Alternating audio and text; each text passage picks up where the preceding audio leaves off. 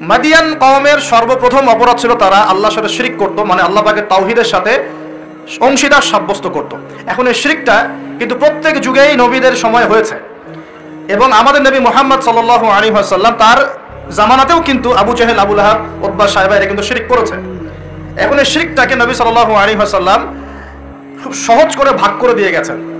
আমরা যদি কোরআন এবং হাদিসটা ঘাটাঘাটি করি আমরা দেখব যে শিরকটা আসলে তিন প্রকার হয়। এই তাওহীদ এবং শিরকটা তিন প্রকার হয়। একটা হলো একত্ববাদ, যেমন তিন প্রকার হয়, শিরকও তিন প্রকার হয়।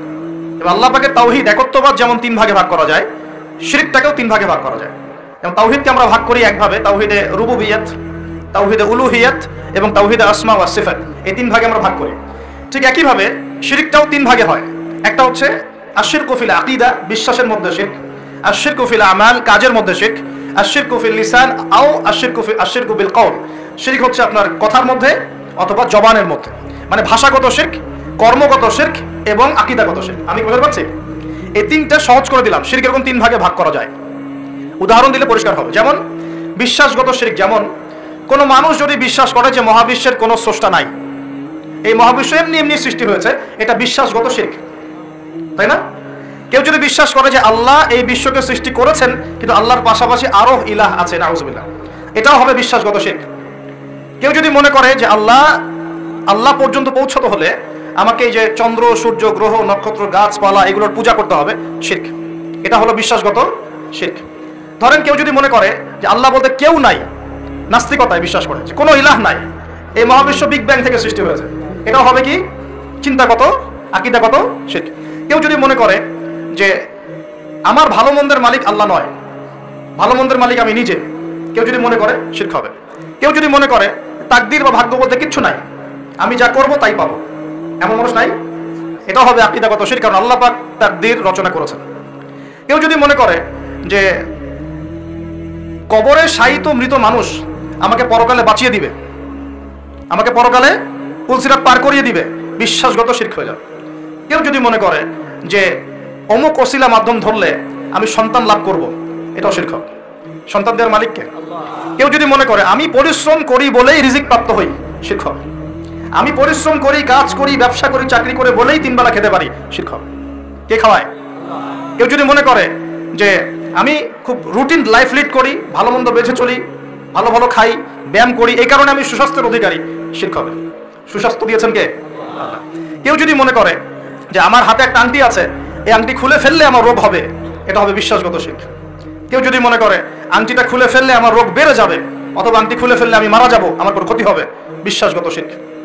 কেউ যদি মনে করে ভালোগুলো সব আল্লাহর পক্ষ থেকে আসে আর খারাপগুলো শয়তানের পক্ষ থেকে আসে, এটাও শিরক। কারণ ভালো মন্দ দুটোই কার পক্ষ থেকে আসে? আল্লাহর পক্ষ থেকে। চুল আঁচড়াচ্ছেন, চিরুনিটা হাত থেকে পড়ে গেল, কেউ যদি মনে করে এখন মেহমান আসবে বাসায়, এটা হবে একটা শিরকি আকীদা। বাসা থেকে বের হয়েছেন, হঠাৎ করে হোঁচট খেলেন, এই কাপড়টা আটকে গেল, আপনি মনে করছেন হয়তো বাইরে গেলে কোনো অমঙ্গল অকল্যাণ হতে পারে, বিশ্বাস করলেই শিরক হবে।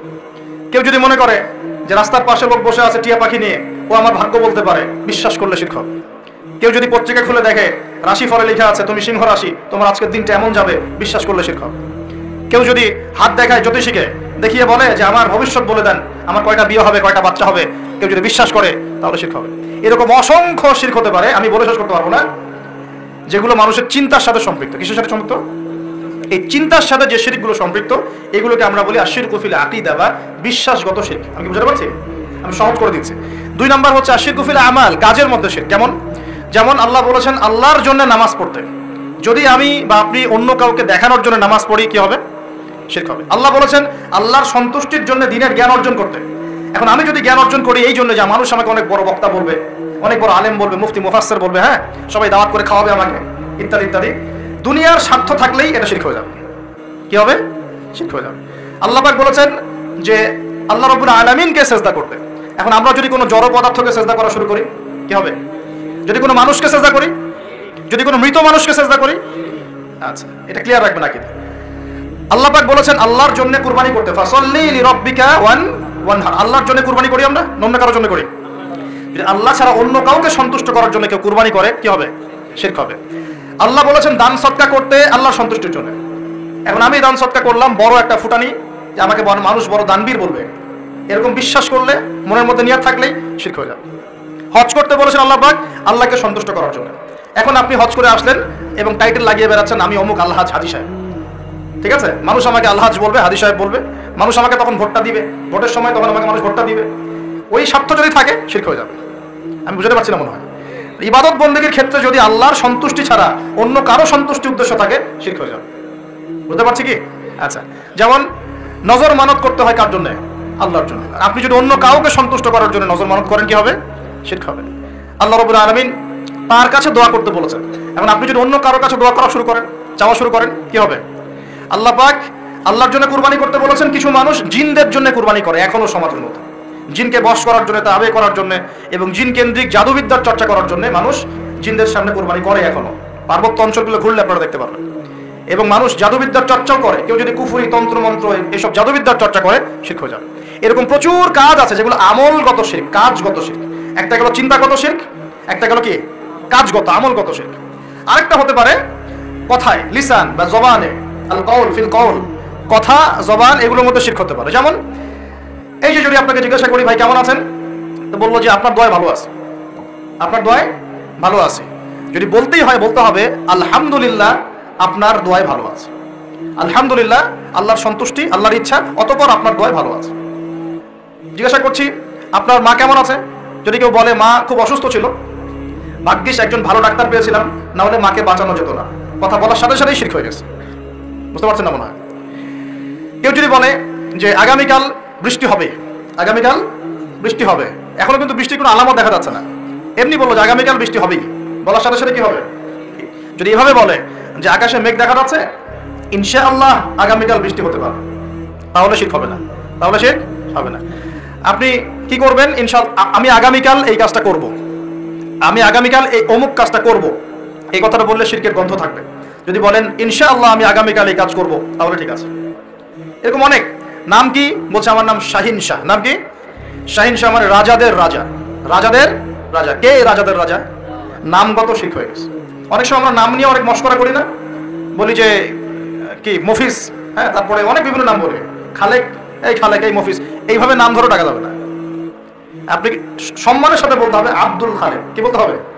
আব্দুল খালেক। খালেক ও কি সৃষ্টিকর্তা নাকি সৃষ্টিকর্তার বান্দা? কোনটা? এরকম কথায় আমরা প্রচুর শিরক করি। অনেকে তো পলিটিক্যালি বলেন জনগণই সমস্ত ক্ষমতার উৎস, তাই না? এই শব্দ শোনা নাই মনে হয়?